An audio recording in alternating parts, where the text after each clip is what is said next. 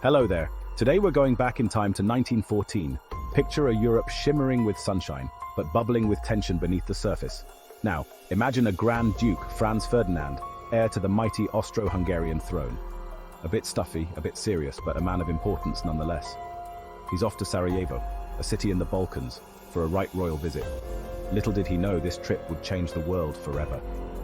Franz Ferdinand wasn't everyone's cup of tea, mind you.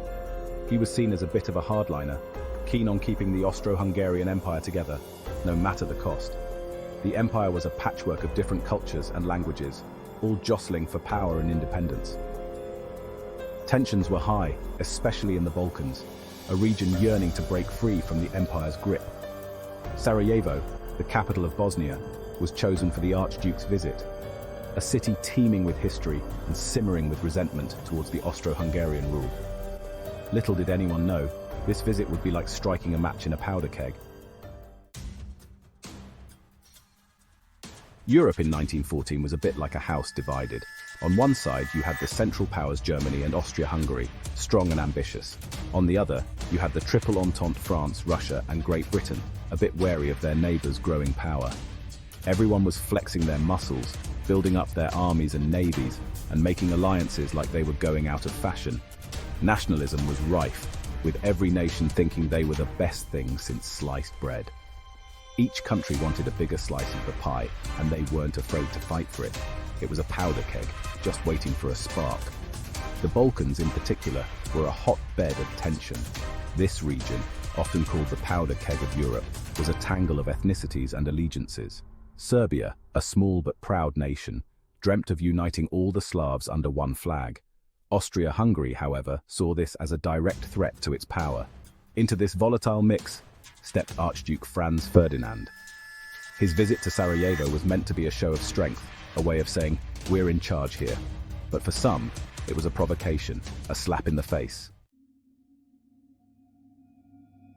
Now, let's talk about the Black Hand. No, not a villain from a Dickens novel, but a secret society with a rather chilling name and even more chilling intentions. This Serbian nationalist group was determined to free their people from Austro-Hungarian rule, even if it meant resorting to violence. They saw Franz Ferdinand's visit as the perfect opportunity to strike a blow for their cause. The Black Hand hatched a daring, some might say reckless plan: assassinate the Archduke. They recruited a group of young men, fueled by a potent mix of idealism and anger, to carry out the deed. Among them was Gavrilo Princip, a 19-year-old student with a bad case of tuberculosis and a burning desire to see his homeland free. The plan was simple, but fraught with risk. The assassins would position themselves along the Archduke's motorcade route and try to take him out. They were armed with pistols and cyanide capsules, ready to die for their cause. June 28, 1914, dawned bright and sunny in Sarajevo. The streets were decked with flags, the air thick with anticipation. Archduke Franz Ferdinand and his wife Sophie arrived in high spirits, unaware of the danger lurking in the shadows. The motorcade, a procession of open-topped cars, set off through the crowded streets. The Black Hand assassins, nervous but resolute, took their positions. The first attempt, a bomb hurled at the Archduke's car, failed when the bomb bounced off and exploded under the following vehicle. The Archduke, shaken but unharmed, insisted on continuing his visit. Fate, however, had other plans. On the way to visit the injured from the bombing, the driver took a wrong turn, right into the path of Gavrilo Princip. Princip, who had given up hope after the failed bombing, couldn't believe his luck. Section 5. The shot heard round the world.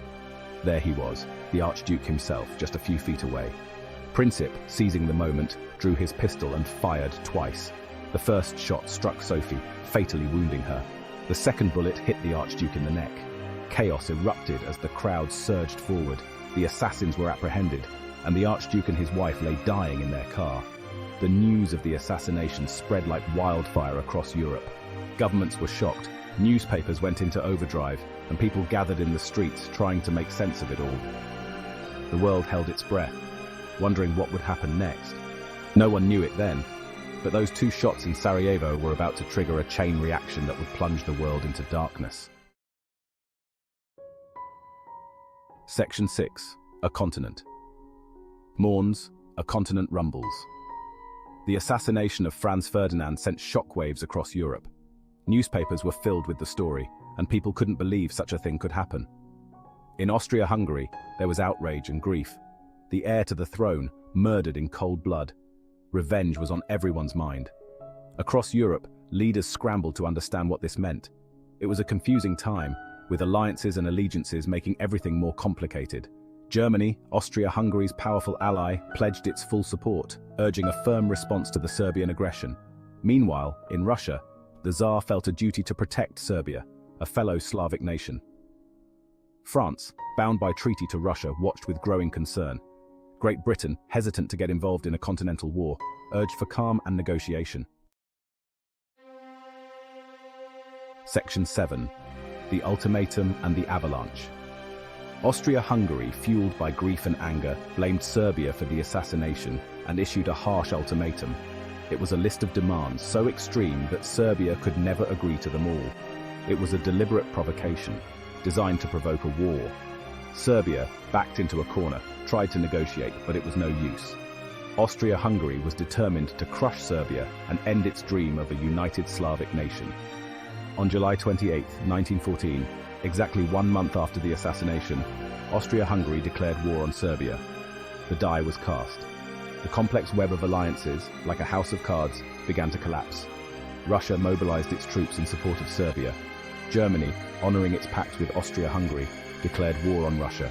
France, bound by its treaty with Russia, declared war on Germany. And when Germany invaded neutral Belgium to attack France, Great Britain, with a heavy heart, declared war on Germany. Section 8. From Sarajevo to the Somme.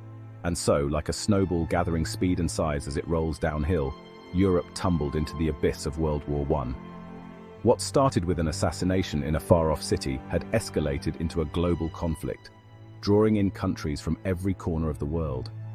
The assassination of Franz Ferdinand might have been the spark, but the tinder was already dry.